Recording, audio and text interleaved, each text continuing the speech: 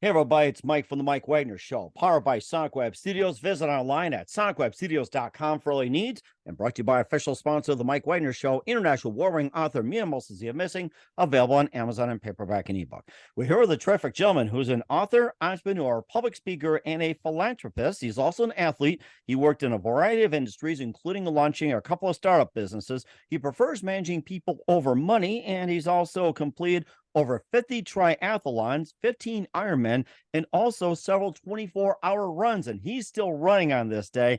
And he's got a new book out there, which is called Cycle of Lives, and explores 15 people experiencing emotional journeys with cancer, this involving caregivers, patients, and loved ones, doctors, etc. And of course, various traumas in their lives affected people, their experiences, and more. And what got him into it? We hear some of the stories live, ladies and gentlemen, from the Plus Studios somewhere along the West Coast. The amazing author, entrepreneur, public speaker, athlete, and philanthropist. And he's also a marathon man, and he's still running, ladies and gentlemen, the author of Cycle of Lives, multi-talented David Richman. David, good morning, good afternoon, good evening. Thanks for joining us today. Yeah, thank you, Mike. I'm really excited to talk to you. Yeah, I'm still running. I'm training for a half Ironman. It's taking place in a couple of months. I got a 24-hour bike ride coming up later this summer. I got another Ironman coming up after that.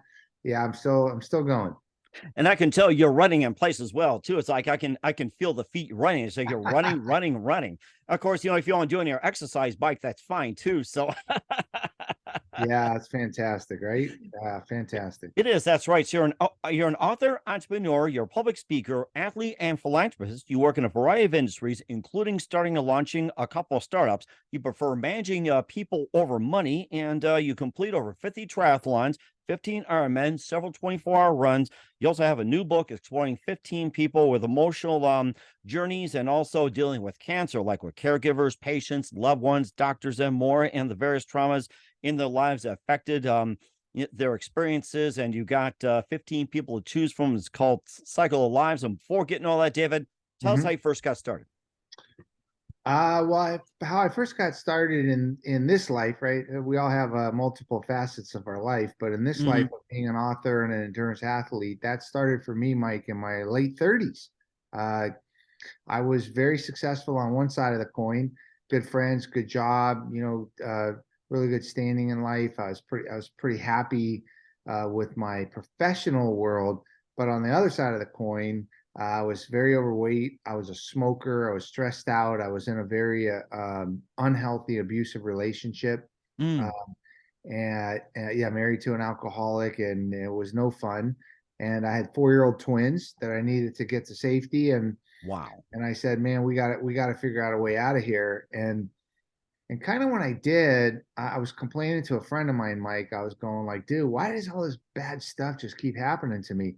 And he goes, man, I have been listening to you for years complaining about all this nonsense. He goes, you need to take a look in the mirror and figure out what your problem is, because you're the one that's the problem, not everything else. And Hmm. I kind of went, holy crap, man, really? Like I'm the problem? I thought all these other people were the problem. Hmm. And when I did take time to look in the mirror, I said, "Man, you're nothing like who you want to be. You're nothing you could be proud of. You're not living your best life. Make some changes." And so that really started it. And after smoking for 25 years or something, I just said, "Yeah, you got to be done, man. You got to move on. You got to lose weight. You got to stop smoking. You got to become healthy. You got to start making better choices." And I just kind of started day one. That's when it started. Hmm. And certainly day one as well, indeed, too. And of course, you've been on an amazing journey. And what was that one precise moment that simply influenced you into what you're doing for the rest of your career? Yeah, so it was that kind of looking in the mirror and just asking myself over and over and over, like, who are you? Like what are you all about? I didn't have any compass point. I didn't have any clearly defined values. I didn't have a priority architecture in my life. I just kind of floated to whatever problem I could try to solve. And sometimes solving problems works and benefits you, in work or whatever. But a lot of times, solving problems just makes you want to find another problem. And so I just didn't really have any answers to the question of who are you and who do you want to be. And so that was the thing that changed my life. And what I said was, at the time I said, if you're gonna for once in your life take an honest assessment of yourself, like go ahead, do it. Like be raw and be honest and just be as tough on yourself as you can. And when I made that assessment, I wasn't real happy. So I said, all right, man, well, you lived enough years doing the wrong thing, forgive yourself, move on, now start doing the right thing. And that included starting to run and then bike and then become more athletic and then really apply that kind of discipline to other areas of my life. And really endurance athletics just helped me in a ton of different ways. So that was like that was the path that I went on that transformed me from being very unhappy to being very, very happy. And what made you choose that decision to run, bike, and everything like that? That one precise moment, and especially in that area. Yeah, well, I mean, the truth is that my sister had just at that point got diagnosed with terminal brain cancer. Hmm. And my twins and I mentioned we were finally in a safe place, and I finally was looking in the mirror, and my daughter came up to me one day. She had heard from her, preschool teacher, kindergarten teacher, whatever, that smoking causes cancer, and I had talked to my kids about June, what a 5-year-old could understand, and they knew that she had cancer, and that was going to kill her. And my daughter said to me, like, hey dad, why don't you stop smoking cigarettes? And I went, oh, you mean somebody could care about me? you know and I said, all right, well, if you stop sucking your thumb, I'll stop smoking. I love that trade-off. I love that trade-off. I should have told that to my kids many years ago. Yeah, Sucking the finger, sucking the thumb, and sucking whatever. It's just like, yeah. I could have done some trade-offs myself. It's like now I know after 25 years of this or whatever raising kids. Yeah, so we made the deal. I mean, I held up my end of the bargain a lot quicker than she did, but she was only 5, so I got to cut her a little bit of slack. I should have known better, but it took I mean, kids say the darndest things, and to know that the kids cared about me enough to say we don't want you to go. That made me say, well, shoot, man, maybe I got to be my best self and reflect that against what my sister was going through. So I'm on this path of enlightenment, Mike, where I'm like, let me go figure out my life. Let me go figure out my compass points. Let me go try to live my best life. And here my sister is, who's already living her best life. Now it's going to end soon. And I was just taken by the poignancy of that everybody has their own journey. And man, when you I mean, the reality is you don't know how much time you have. And so why do we keep wasting, for me, why was I keep wasting another day and another day and another day, not living my best life? And that really put it into perspective for me. Mhm. And of course, you talked about your journey. You talked about 15 other journeys, and think about your Yeah. daughter as well too. And the best reward from not sucking a thumb, give lollipops as well too. That's the best reward right there. So Yeah, no kidding, no kidding. So on these 15 stories, what I did, Mike, is I noticed when I was doing events that were charitable related to what my sister was going through, either events that were focused around her or focused around cancer or the center that took care of her or whatever. I noticed that people were really good, Mike, about dealing with the tasks related to their cancer. Like, how do I set up my doctor's appointments? How do I get back and forth to chemo? How do I uh, navigate work? How do I navigate insurance? The tasks around it, people were really good at.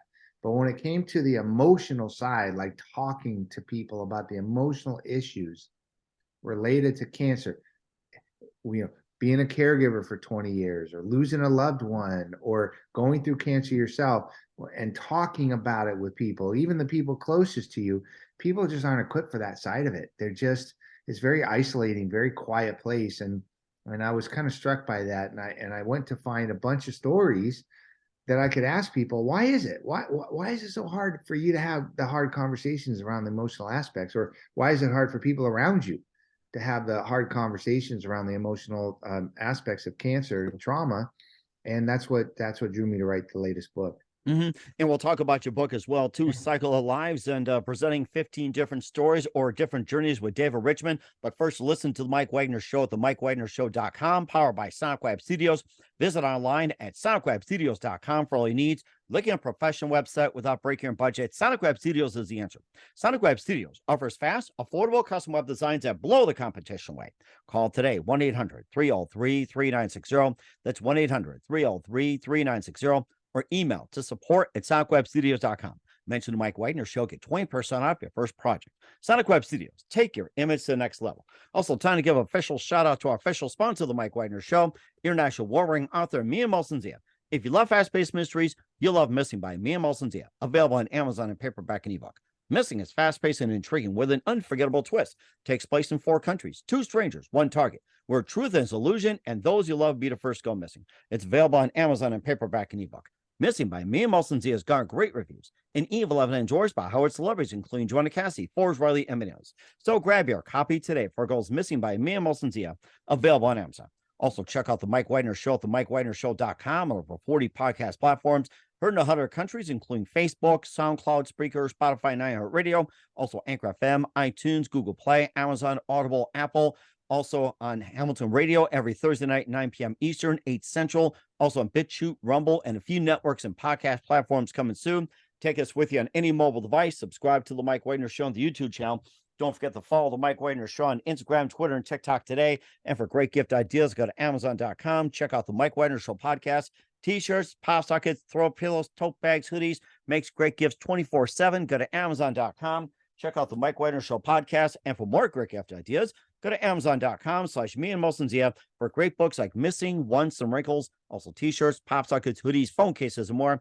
Amazon.com/Mia Molson-Zia. Check it out today. I'll support the Mike Wagner Show on Anchor FM, PayPal, and the MikeWagnerShow.com.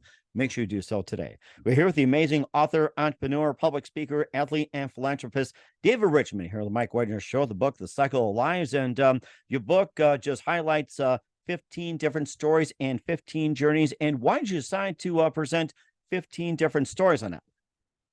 It's a great question, Mike. But here's the answer: is that if I want to learn about the human condition, especially as it relates to trauma, especially as it relates to cancer, I can't just hear one person's story, and I can't hear the same story told by 10 different people.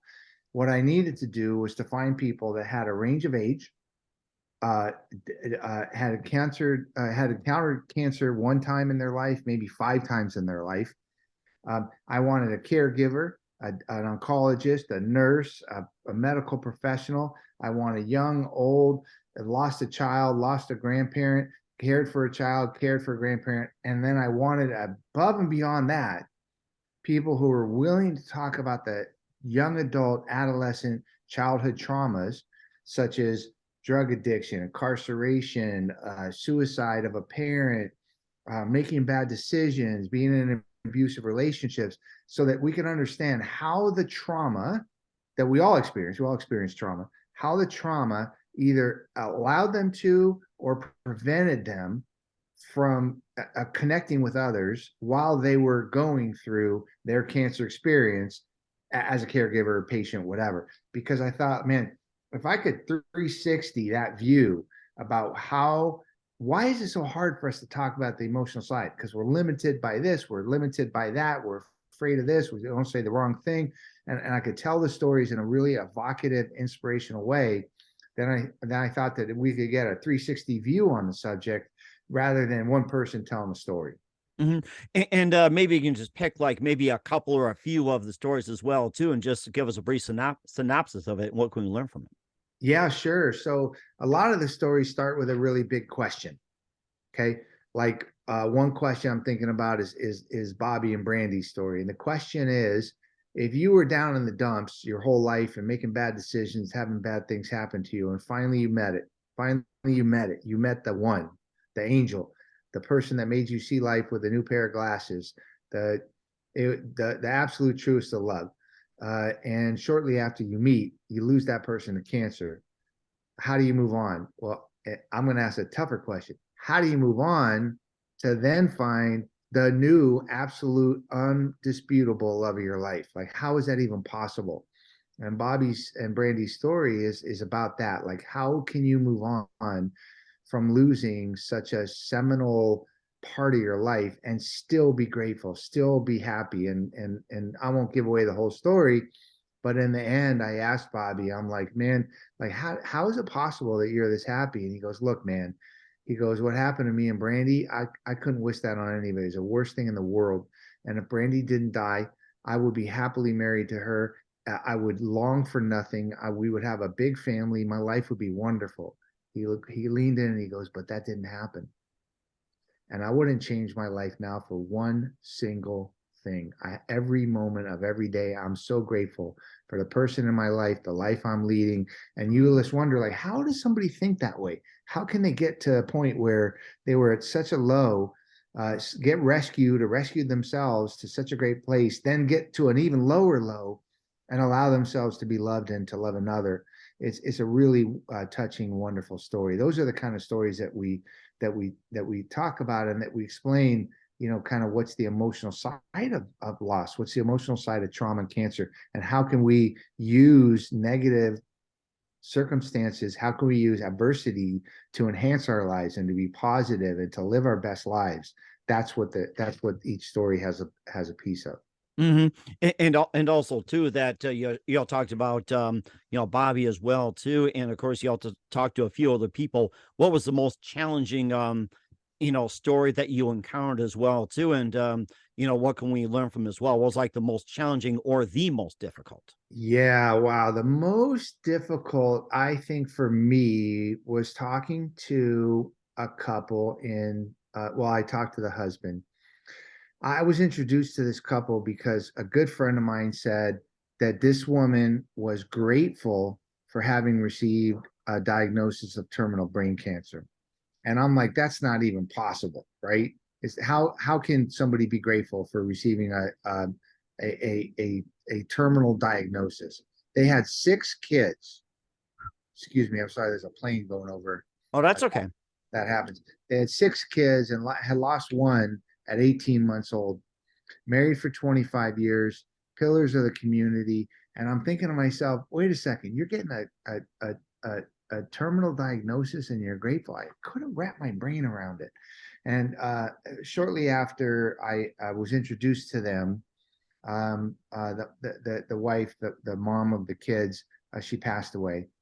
And her husband and her sisters and her mom agreed to talk to me and really explain their experience and the highs and lows and the ups and downs and it was really really tough because it was fresh in their minds. I couldn't wrap my brain around how do you lose a child and move on, how do you have a successful marriage and move on, how do you continue to raise kids, how do you be the pillar of the family and the pillar of the community, and then all of a sudden you get diagnosed like that and your first reaction is tears of gratitude. And I was like, boy, I just don't know if I can chew that off.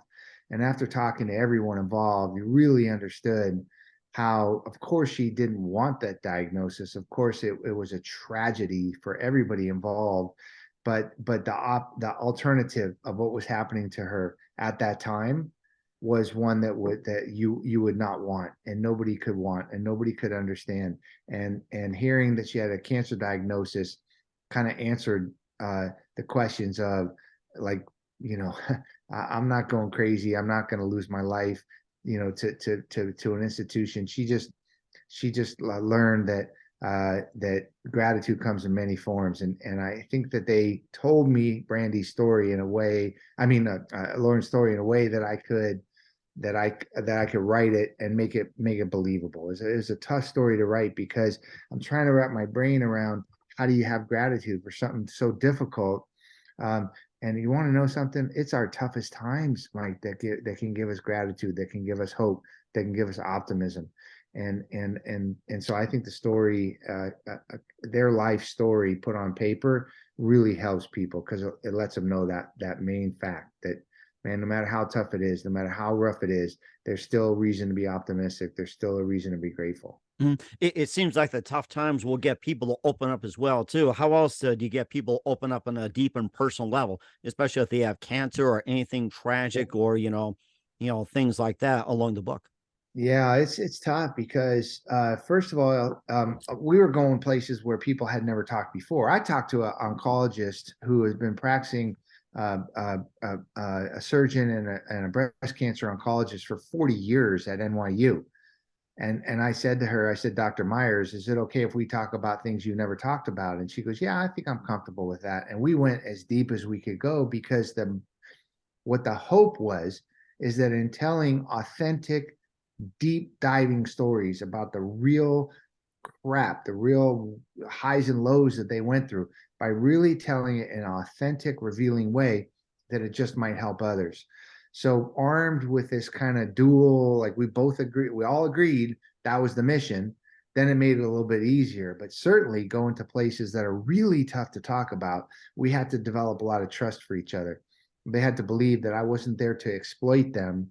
I was there to use them to help others, and they bought into that.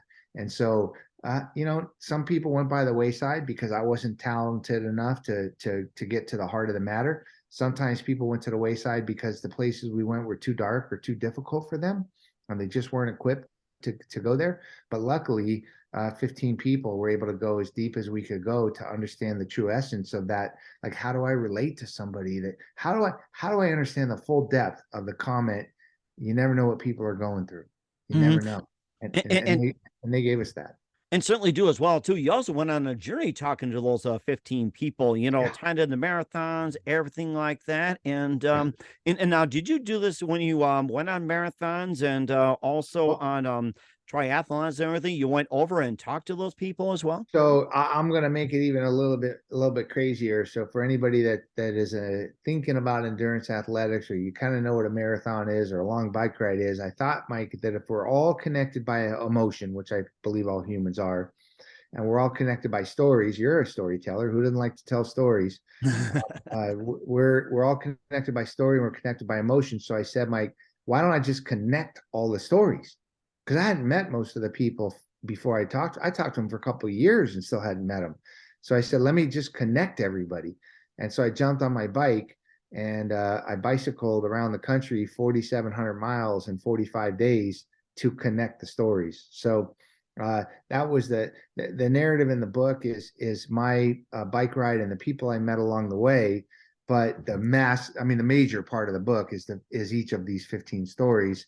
But in between each one of the stories is a little respite where I talk about the bike ride and the people I met along the way. And so my ride kind of connects all of the stories. Hmm.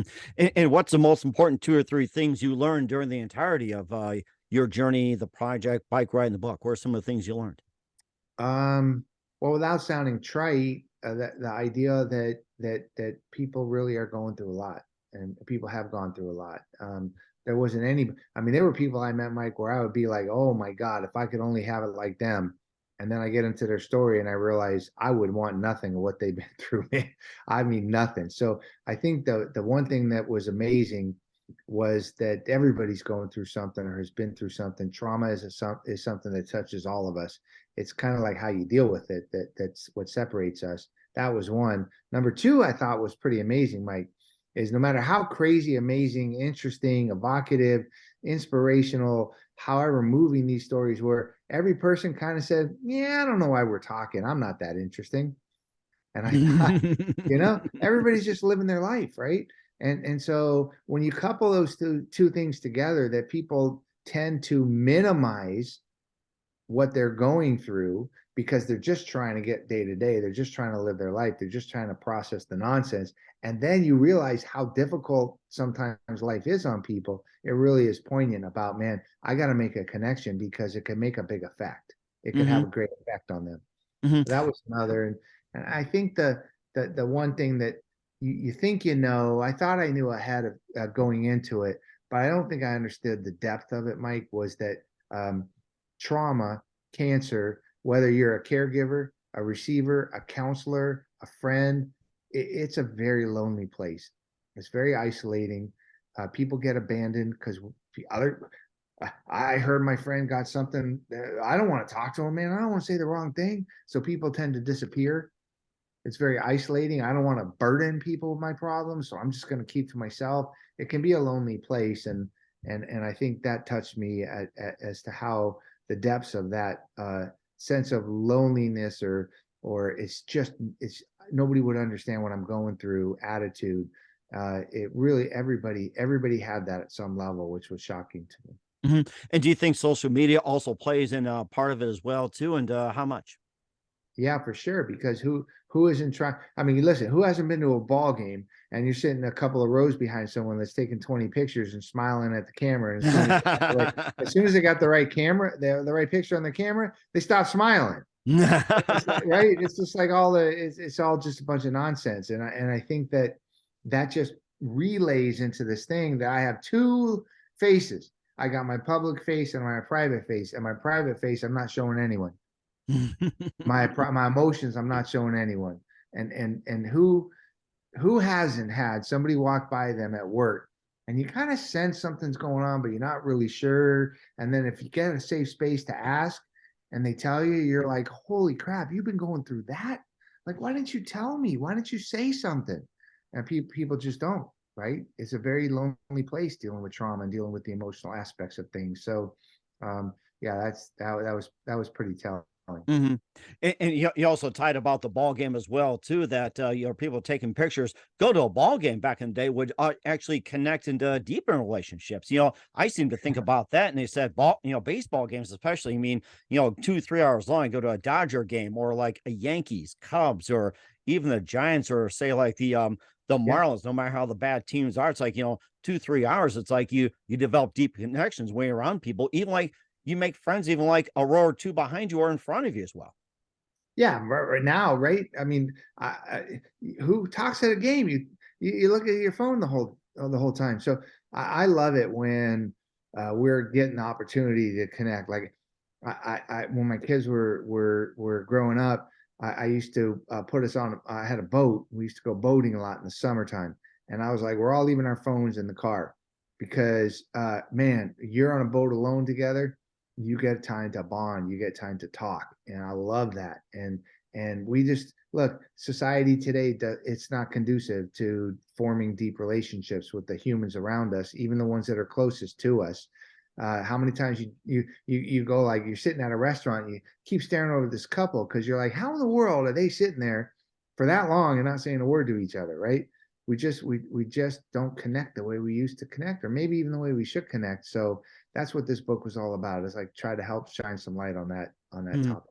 And there's one story I do want to share about restaurants as well too. I took my family to a Mexican restaurant in Western North Dakota and greeted by a singing waiter. And where we're taking our seats, he goes by the table and starts singing and playing guitar. And everyone's like, "Why is he doing that?" And he looked over, he goes, "That's because everybody's on their phones. That's why." Yeah.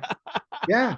Oh, I love that. That's fantastic. Yeah, and that can be isolating. I mean, we know how difficult. There's no way I want to be an adolescent, young adult right now. The pressure that you have to put on that public face, to be perfect, to be Mr. or Mrs. Perfect, to be dialed in, to have no problems, to be living the vida loca, all this stuff. Heck no, man. I would not want that for anything. And it's a very tough place, because in real life we got to deal with the real stuff, and social media is dealing with made up stuff, and boy, it makes it a lot tougher. So I have a lot of compassion for people that are trying to keep up with their peer group, on Mhm. social media. It's tough. And certainly does as well too. You also have another book out too really quick. It's called Winning in the Middle of the Pack. And how do you win in the middle of the pack and overcome adversity? We'll find out with David Richman. You listen to the Mike Wagner Show at the MikeWagnerShow.com, powered by Sonic Web Studios, and brought to you by official sponsor of the Mike Wagner Show, international warring author Mia Moses Missing. We'll be back with author, entrepreneur, public speaker, athlete, and philanthropist David Richman after this time. We're back with the amazing multi-talented David Richman here on the Mike Wagner Show. We talked about the cycle of lives, and you also been an author as well too, and kind of encouraging people to win in the middle of the pack, and to explain that one. Yeah, that's a good one, right? So think about this, Mike. Like, if the marathon was coming to town, and you saw that Oprah Winfrey was coming to town to run the marathon, how many people would be watching how she does? Every single person, right? Lots. Lots. So she's kind of at the front of the pack, right? The other side of the pack, the bottom of the pack is, I don't know, the kid that's living on his parents' couch in the basement playing video games, right? I don't have much in common with either one of those two people. Not much of us do. We're somewhere in the middle of the pack, and we're in the middle of the pack. Nobody's looking, like nobody's watching. And so the cool thing about it is a lot of us can identify with this idea that we think I got to do something because the boss wants me to do it, or I think I got to do this because this is what society tells me is a good parent, or I got to do this because I think people expect that. Meanwhile, everybody's living their life, man. They're not looking at you. They're just caring about themselves. Like when you do something stupid in public, nobody even notices because they're doing their own stupid things.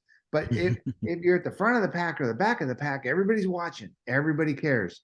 But in the middle, where most of us exist, great, great, great, wonderful, amazing things can be done, and nobody cares. Nobody's watching. So the point is that you get to do it for yourself, right? How awesome is that? If I told you right now, Mike, do me a favor. I know it's 10 degrees outside, but I want you to go for a 5 mile run. You'd be like, man, you're crazy. Why would I do that? And I say, well, look, I'll give you $50. And you're like, really? No, I don't need the $50. All right, I'll give you an hour off next week at work. You go, here, dude. I'll take I the ain't 50 doing bucks it. right now. Thank you. Okay, sure. But what I'm saying is that if you came to me and said, guess what, David? It's 10 degrees out. I want nothing more to go for a 5 mile run. That's the greatest thing in the world. I'm going to go do it. Nothing could stop you. Right. But if I told you to do it, I mean, really? You got to buy into it. And so this idea of being in the middle of the pack, I'll tell you a super quick story. Okay, super quick. When I was starting my journey of losing weight, starting to become active and stop smoking or whatever, I was getting ready to do this event. It's called a half Ironman. And I go to the start line, and it's a wave of people going, wave, another wave, another wave, another wave. And the first wave that came on, I'm looking, everybody's a Greek god. Like they got no fat. Everybody's gorgeous. Everybody's looking amazing. And I'm like, what the heck am I even doing here? I Chariots of absolutely, Fire playing right now. right? I do not belong here. That's what I'm saying. I don't belong here. And so the gun goes off, and all these Greek god and goddesses go in the water and they start swimming. And like 5 of them at the back don't know how to swim. They're Oh on their no. back, they're doggy paddling, they're swimming in circles. And I'm like, well, they don't care what anybody thinks. Why the heck do I care? So I belong there if I want to belong there. I'm not going to win the race, but I'm certainly going to finish ahead of the person that never started. So Mhm. why don't I just worry about myself? And I don't care what anybody else thinks, because everybody else is not thinking about me anyway. They're just thinking about themselves, which is great. You should be doing stuff for yourself. So that's the gist of winning in the middle of the pack. Is I tell a ton of stories about the similarities between running a big business, running 100 miles, and some of the more difficult things in life. Mhm. And of course, besides a bike ride and being in 15 Ironmans and several 24-hour runs, 50 triathlons, what do you consider your biggest accomplishment and all that? Athletically, Yes. yeah, I'd have to say it's 40. Maybe the first Ironman I did was the biggest accomplishment, because I don't think I believed that I could ever do something like that. Swim 2.4 miles, bike 112, and then run a marathon. And I'll never forget my friend Bob. I flew all the way from California to Florida to do this thing, so I could be as far away from anybody that might know me as possible, right? Because there's no way I belong there. And my friend Bob lived on the East Coast, and he and his family came to watch me.